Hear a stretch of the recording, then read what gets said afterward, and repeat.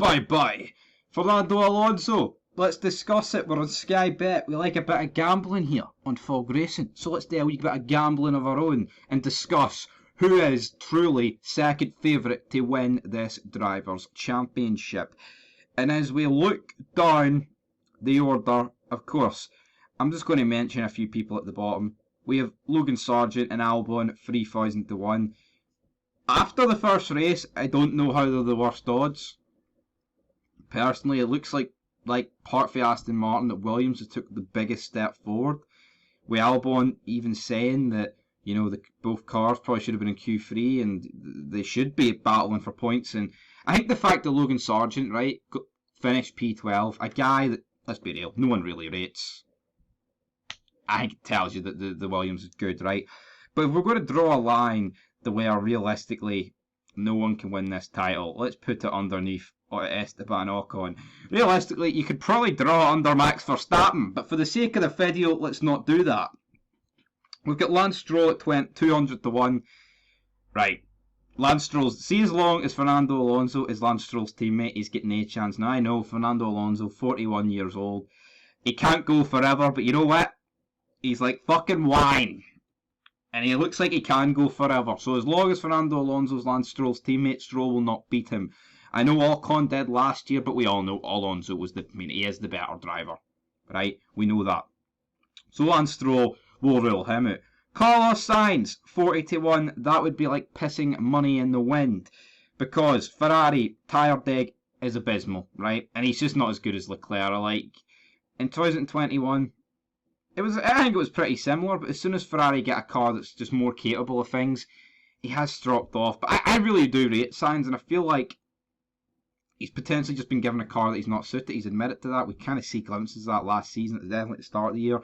He came good in the second half, but then again in Bahrain, it looked like a very piss-poor weekend for him, just kind of nowhere near his teammate. And, you know, he got battered by Alonso, and yeah, I mean, he held off the Mercedes and Stroll, so we can't bury him too much. Next up with George Russell, no chance, right?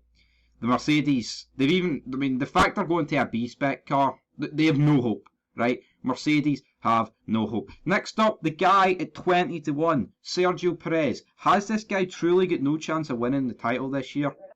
That question's for the fans.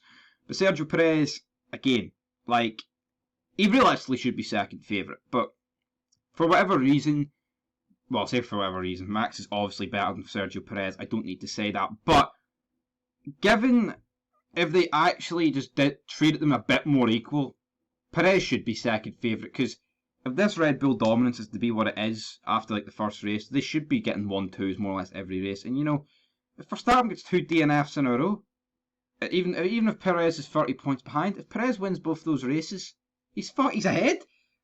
You know, like, Max is probably going to win a shit ton of the races, but as long as Perez is consistent and doesn't retire, he's got a chance, right? He's got a chance because he should be finishing on the podium every race, right? He really should be. Lewis Hamilton is 16 to 1. Again, Mercedes have kind of already gave up on the car. There's just no hope for them, in my opinion.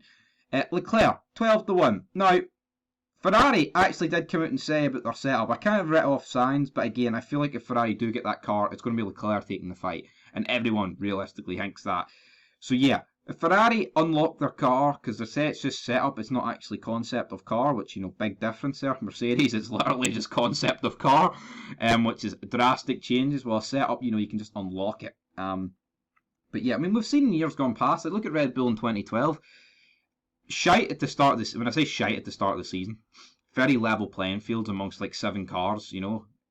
Realistically, it was mad that year. And then, like, second half of the season, Red Bull's like, you know, 6 times quicker than everyone else. So yeah, Ferrari could find the time, but it's tyre wear that's going to kill them. Like, Ferrari could start 1-2 every race, and bar, like, you know, Singapore and Monaco, where you can defend.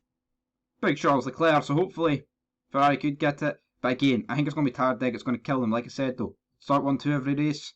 I still think Red Bull would win. We seen last year. Didn't matter if it was grid penalties or Leclerc sticking it on pole.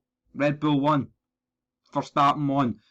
And next up, the guy that is second favourite, and I truly believe he is second favourite. It's insane that that's coming out this month, right? That Fernando Alonso is second favourite to win this championship, but he is, because Aston Martin will have the most wind tunnel time, as of right now, in the race, they've clearly the second fastest car. And over one lap, I would give it to Ferrari, right? I would give it to Ferrari. But over the race, they've got the pace and they've got the tyre management.